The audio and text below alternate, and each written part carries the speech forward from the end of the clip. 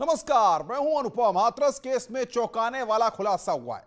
केरल से रऊफ ने 29 लाख रुपए भेजे थे और खाड़ी देशों से 31 लाख रुपए आए थे। पीएफआई के student bank campus front of India के राष्ट्रीय सचिव रऊफ शरीफ का नाम मथुरा से पकड़े गए हाथरस कांड के आरोपी अतीकुर रहमान से पूछताछ में सामने आ गया था। हालांकि ईडी रऊफ की तलाश काफी लंबे समय से कर रही थी, लेकिन हाथरस कांड से कनेक्शन जुड़ते ही यूपी पुलिस ने भी लुकआउट नोटिस जारी कर दिया और उसके बाद अब ईडी के शिकंजे पर रऊफ है और लगातार उससे पूछताछ हो रही है।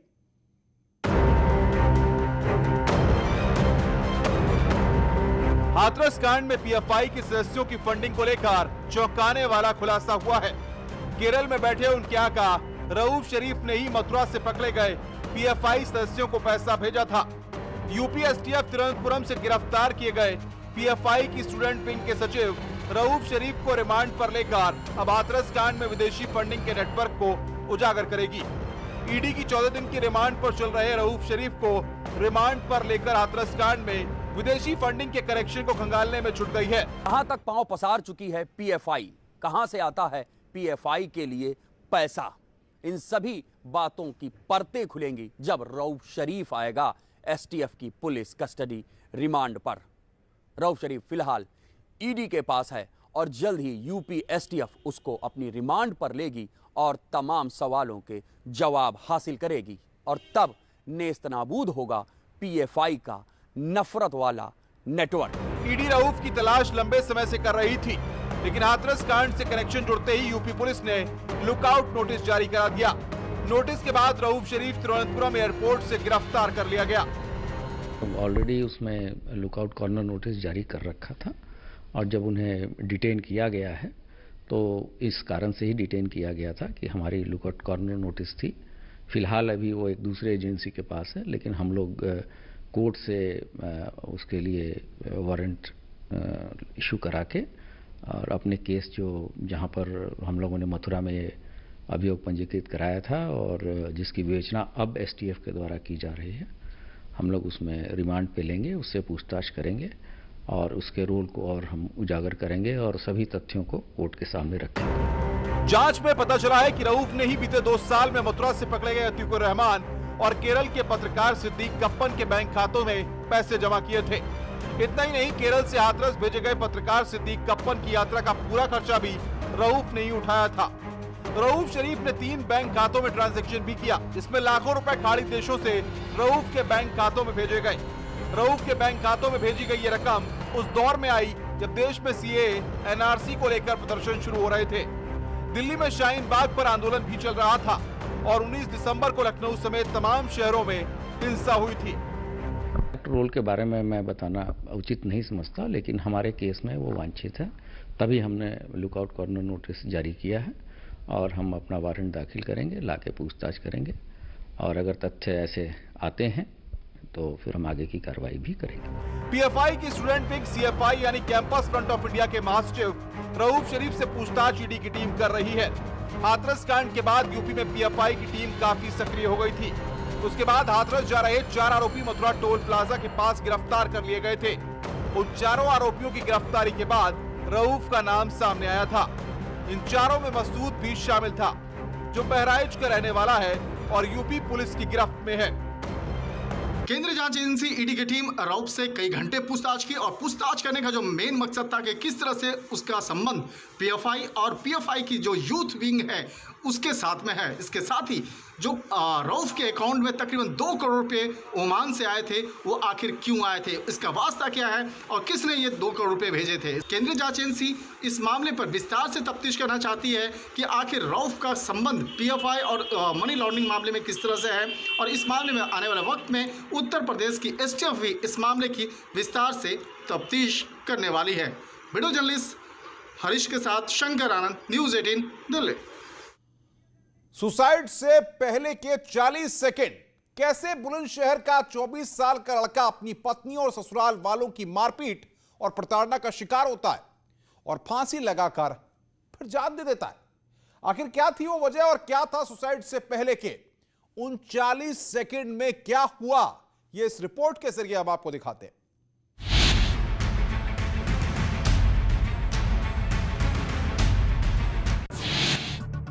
सुसाइड से पहले के 40 सेकंड,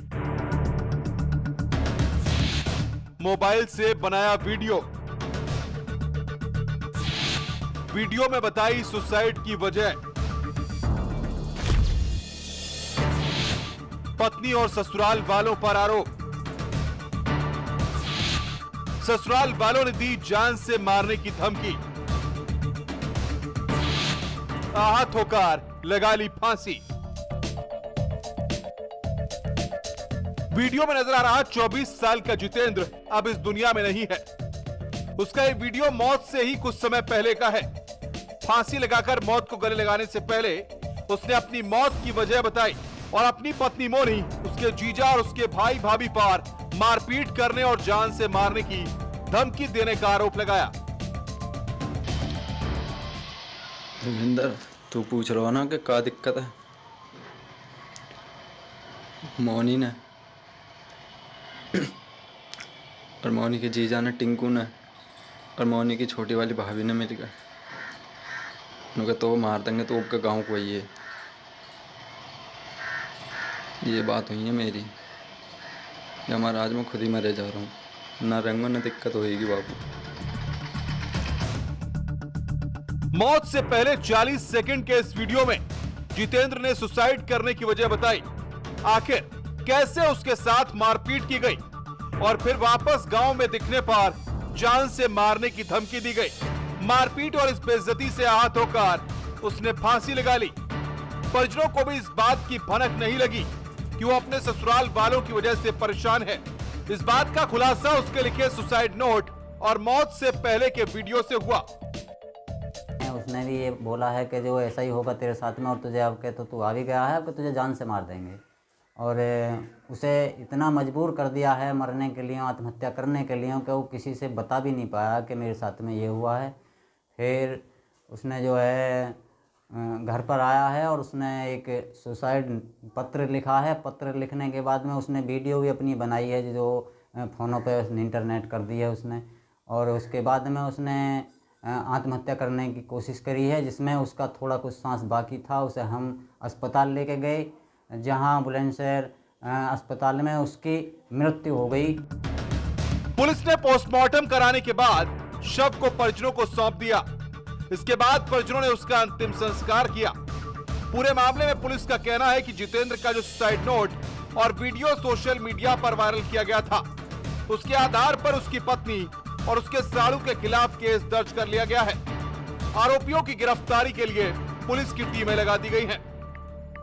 पुलिस ने पत्नी और उसके जीजा के खिलाफ मुकदमा दर्ज कर लिया है और आरोपियों की गिरफ्तारी के लिए लगातार टीम गठित की दी गई है और लगातार टीम दबिश दी रही है।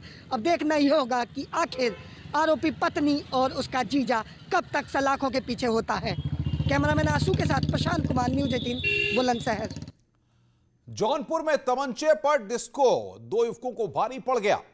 सोशल मीडिया पर तस्वीर वायरल होने के बाद पुलिस ने तेजी दिखाई और कार्रवाई करते हुए दोनों को पहले गिरफ्तार किया और उसके बाद लेकर जेल में डाल दिया।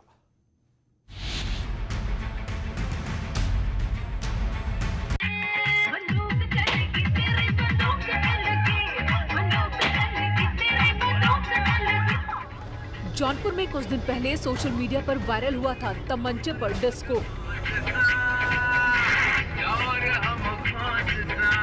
गांव में एक शादी समारोह में तमंचे पर डिस्को करते पिस्टल लहराते हुए फायरिंग की गई।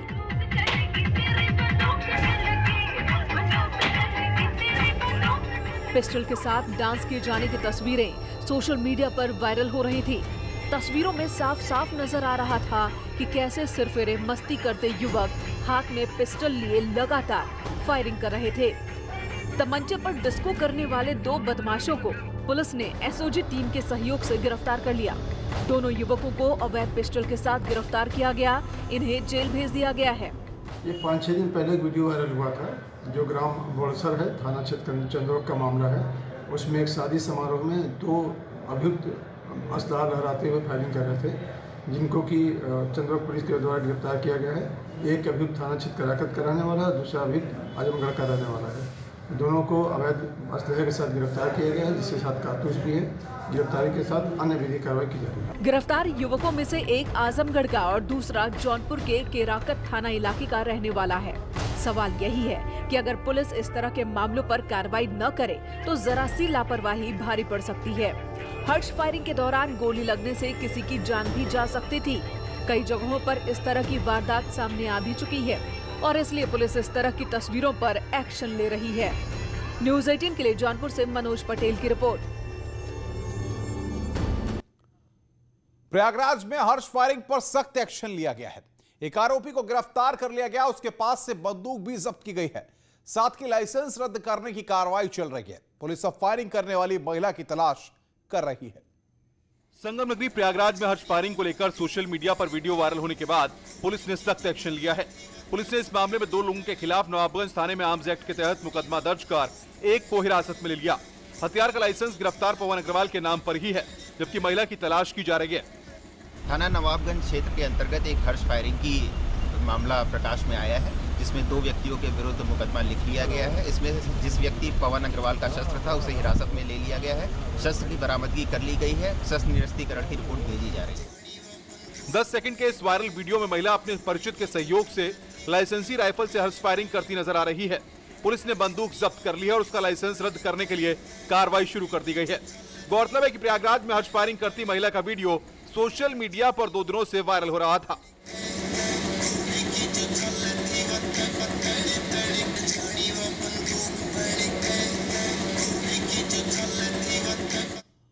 और बड़ी खबर इस वक्त आ रही है, बिग ब्रेकिंग। आपको बता दें कि 2 निलंबित आईपीएस अफसरों की मुश्किलें बढ़ी हैं। निलंबित आईपीएस मणिलाल पाटीदार, आईपीएस अभिषेक दीक्षित, दोनों अफसरों की संपत्तियों की जांच शुरू हो गई है।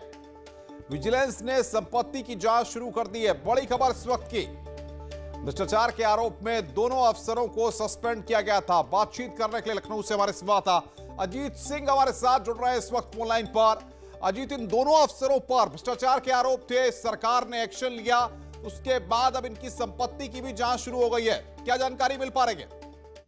देखिए, बिल्कुल अनुपम, गृह विभाग की तरफ से मणिलाल पाटीदार और अभिषेक दीक्षित दोनों ही आईपीएस अफसरों पर शिकंजा कस दिया गया। शासन के आदेश पर इनकी संपत्तियों की जांच शुरू करने का आदेश दे दिया गया। पहले विजिलेंस ने दोनों आईपीएस अफसरों के खिलाफ संपत्ति की जांच शुरू की थी, लेकिन अब जो पूरी कार्रवाई है उस पर सख्ती बरती जा रही है और सीधे चूंकि सीएम की तरफ से निर्देश था, जो महोबा के एसपी रहे मणिलाल पाटीदार, जिन पर 50,000 का इनाम घोषित है अनुपम, और इसके अलावा जो विभागीय भ्रष्टाचार और अनियमितता के जांच के बाद जो अभिषेक दीक्षित थे, जिन्हें प्रयागराज में रहते हुए सस्पेंड किया था मुख्यमंत्री ने, उनके खिलाफ अब गृह विभाग से संपत्ति के जांच के भी आदेश दे दिए गए। तो निश्चित तौर पर इन 2 आईपीएस अफसरों की मुश्किलें बढ़ गई है और कार्रवाई के क्योंकि शासन की तरफ से सख्ती की गई और कार्रवाई का निर्देश दिया गया। तो अब विजिलेंस टीम दोनों ही आईपीएस अफसरों के खिलाफ संपत्ति जहां जहां पे उनकी संपत्तियां वहां जाएगी और उसकी जांच करेगी। अनुपम, बहुत बहुत शुक्रिया अजीत, बातचीत करने के लिए और जानकारी देने के लिए। अजीत सिंह हमारे संवाददाता इस बड़ी खबर पर हमें अपडेट दे रहे थे।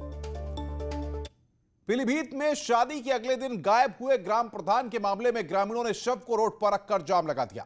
परिजनों के साथ ग्रामीण दोबारा पोस्टमार्टम रिपोर्ट की मांग करने लगे। पुलिस से तीखी नोकझोंक के बाद पुलिस ने जमकर लाठियां भांजी। हालांकि पुलिस का दावा है कि परिजन पुलिस की कार्रवाई से संतुष्ट हैं। कुछ असामाजिक तत्वों ने यह हंगामा किया था। पीलीभीत में पोस्टमार्टम रिपोर्ट से नाखुश परिजनों और ग्रामीणों ने रोड जाम कर दिया। शादी के अगले ही दिन वो रहस्यमय तरीके से गायब हो गया और 48 घंटे बाद उसका शव पेड़ से लटका मिला। दूल्हा गांव का प्रधान भी था। पोस्टमार्टम में लटकने से मौत की रिपोर्ट से परिजन संतुष्ट नहीं हुए और गुस्साए परिजनों ने ग्रामीणों के साथ मिलकर शव को रोड में रखकर जाम लगा दिया। जाम को देखते हुए पुलिस ने गाड़ियों को लिंक मार्ग से गुजारना शुरू कर दिया तो भीड़ वहां से हटकर बमरौली चौराहे पर आ गई और ट्रैक्टर ट्रॉलियां सड़क पर खड़ी कर दी। इस दौरान बिसलपुर के बीजेपी विधायक रामशरण वर्मा और एसपी के पूर्व मंत्री हेमराज वर्मा भी मौके पर पहुंचे, मगर कोई समाधान नहीं निकला। पुलिस ने भी परिजनों को समझाने की बहुत कोशिश की, लेकिन बात न मानने पर पुलिस ने लाठियां बरसाते हुए भीड़ को खदेड़ दिया। पुलिस के मुताबिक जाम लगाने वालों में असामाजिक तत्व शामिल थे और परिवार वाले पुलिस की कार्रवाई से संतुष्ट हैं। ग्राम सिसैया के ग्राम प्रधान लोकेंद्र सिंह की 9 दिसंबर को शादी हुई थी। 10 दिसंबर की रात वो किसी से फोन पर बात करते हुए घर से बाहर निकले और फिर लापता हो गए। शनिवार शाम उनका शव 4 किलोमीटर दूर यूकेलिप्टस के पेड़ पर रस्सी के फंदे से लटका मिला। इस पर परिजनों ने हत्या की आशंका जताई। खबरें और भी हैं, फिलहाल ब्रेक के लिए, ब्रेक के बाद जल्द हाजिर होंगे।